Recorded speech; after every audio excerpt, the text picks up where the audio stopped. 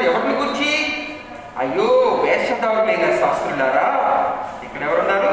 పరిసయ్యులారా, మీరు పుదీనాల్లోనూ సోపులోను జీలకర్రలను 10వ వంతు చెల్లించి ధర్మశాస్త్రములో ప్రధానమైన విషయములను అనగా న్యాయమును, కనికరమును, విశ్వాసమును విడిచిపెట్టింది. వాటిని మానక వీటిని చేయుడని తెలియజేస్తా ఉన్నాడు. ఈ పరిసయ్యులు ఎవరంటే, మేము ధర్మశాస్త్రాన్ని తూచా తప్పకుండా పాటిస్తూ ఉన్నాము కాబట్టి మేము నీతిమంతులమని అనుకుంటూ ఉన్నారు పరిసయ్యులు. ఆ నీతిమంతులు అనుకుంటున్న ఆ వ్యక్తులతో చెప్తూ ఉన్నారు.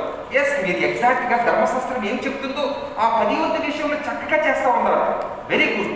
కానీ అసలైన విషయాలు మర్చిపోతూ ఉన్నారు. ఏమిటంటే అసలైన విషయం ఏంటి? న్యాయమును, కనికరమును, విశ్వాసమును. అలాగే మరొకసారి ఇంకొక చోట అంటాడు యేసు ప్రభువారు తన శిష్యులతో వెళ్తూ ఉన్నప్పుడు, యేసు ప్రభువారు ఒక వ్యక్తిని స్వస్థపరుస్తాడు. మళ్ళీ ఇక్కడ కూడా ప్రత్యక్షమైపోయారు ఈ పరిసయ్యులు.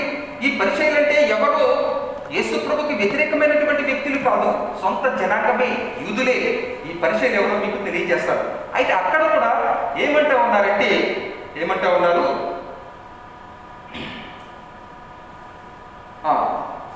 యేసు ప్రభువారు ఒక వ్యక్తిని స్వస్థపరిచినప్పుడు, ఇది రోజు విశ్రాంతి దినం కదా, నీవెందుకు ఆ వ్యక్తిని స్వస్థపరిచావు అని అడుగుతూ ఉన్నారు. ఇది ధర్మశాస్త్రం ఉంది. ధర్మశాస్త్రం ఏం తెలియజేస్తా ఉందంటే, విశ్రాంతి దినాన్ని మనం ఏ పని చేయకూడదు. చిన్న సమాధానం ఇచ్చాడు యేసయ్య. ఈరోజు విశ్రాంతి దినమే, వెరీ గుడ్. ఎవరు కూడా పని చేయకూడదు. అవును, ధర్మశాస్త్రం చెప్తుంది కాబట్టి పని చేయకూడదు. సిద్ధపాటు దినమైనటువంటి శుక్రవారాన్ని విశ్రాంతి దినానికి కావలసిన ప్రతిదీ సిద్ధం చేసుకుని ఒక వ్యక్తి నడవగలిగిన దూరం కంటే ఎక్కువ దూరం ఏ వ్యక్తి కూడా నడవకూడదు.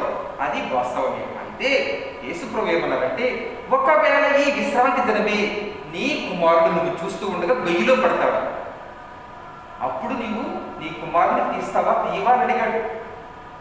ఒక ఎత్తు పడిపోతుంది, నువ్వు తీస్తావా తీయవా? ఎస్, ఇది ధర్మశాస్త్రానికి మించిన విషయం.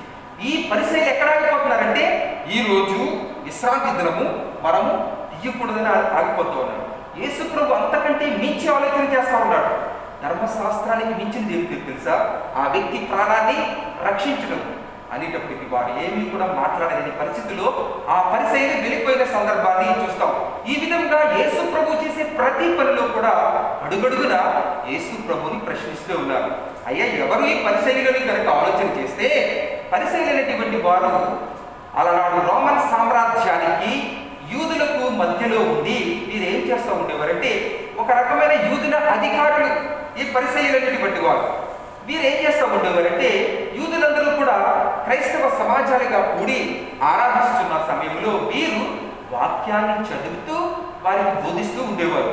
బోధిస్తూ బోధిస్తూ బోధిస్తూ ఏమైపోయారంటే, వీరు మేమే చాలా గొప్పవారము, మేము ధర్మశాస్త్రాన్ని చాలా బాగా పాటిస్తాము అని వారికి వారే హెచ్చించుకున్న సందర్భాల్లో ఈ పరిసయ్యులు ఉంటూ ఉన్నారు. ఈ పరిసయ్యులు ఇంకా కనుక మనం ఆలోచన చేస్తే, ఈ ధర్మశాస్త్రాన్ని పాటించడంలో నిష్ఠాగరిష్ఠులు విశ్రాంతి దినం కానీ, ఉపవాస దినం కానీ, ఆహార నియమాలు కానీ ఖచ్చితంగా పాటించేవారు. ధర్మశాస్త్రాన్ని పాటించడంలో పరిసయ్యుల కంటే ఏ వ్యక్తి కూడా మించి ఉండడు. అయితే యేసుప్రభు ఏమన్నారంటే, అయ్యలారా, మీరు పరిసయ్యులు శాస్త్రుల కంటే వారి నీతిమంతులు అనుకుంటున్నారు కదా, వారి నీతి కంటే మీ నీతి ఎక్కువైతేనే కానీ పరలోక రాజ్యాన్ని స్వతంత్రించుకొనలేరు అన్నారు. వారు మేము నీతిమంతులము, ధర్మశాస్త్రాన్ని పాటిస్తూ ఉన్నాం కాబట్టి మేము నీతిమంతులు అనుకుంటున్నారు. యేసుప్రభు అంటారు, ఎవరైతే నీతిమంతులను చెప్తూ ఉన్నారో వారి నీతి కంటే మీ నీతి ఎక్కువైతేనే కానీ మీరు పరలోక రాజ్యాన్ని స్వతంత్రించుకోలేరు అంటూ ఉన్నారు. అంటే పరిసయ్యులు ఇక్కడ చూస్తే వారు దంభాలు చెప్పుకునే వారిగా ఉంటూ ఉన్నారు. ఇక్కడ కూడా మనం ఈ రోజు చదువుతున్నాం కదా, ఏమిటది? లూకా శుభవార్త 18వ అధ్యాయంలోకి వస్తే అక్కడ యేసు ప్రభు వారు చెప్తున్న ఉపమానం ఏముంది? పరిసయ్యులు 18వ అధ్యాయం 9వ వచనంలో, తామే నీతిమంతులమని తమ్ము నమ్ముకుని ఇతరులను ఇతరులు తృణీకరిస్తారంట వారు. ఎందుకంటే మేము నీతిమంతులము అని. అయితే వారిని ఉద్దేశించి ఈ ఉపమానము చెప్పాను. ప్రార్థన చేయుటకై ఇద్దరు మనుషుల దేవాలయానికి వెళ్ళి ఉన్నారు. వారిలో ఒకడు పరిసయ్యుడు, ఒకడు సుంకరి. పరిసయ్యుడు ఏం చేస్తున్నాడు? ప్రార్థన. నీతిమంతుడు కదా, నీతిమంతుడు అనుకుంటా ఉన్నాడు కదా, నిలబడి, దేవా, నేను చోరులను, అన్యాయస్తులను, వ్యభిచారములైన ఇతర మనుషుల వలనైనను ఈ సుంకరి వలనైనను. ఎవరిని పోలుస్తూ ఉన్నాడు? అక్కడ ఒక సుంకరి ఉన్నాడు. సుంకరి ఎవరయ్యా అని కనుక ఆలోచన చేస్తే, సుంకరి అనే వ్యక్తులను ట్యాక్స్ కలెక్టర్స్ అని పిలుస్తూ ఉంటాం. మనకు కూడా ట్యాక్స్ కలెక్టర్స్ ఉంటారు.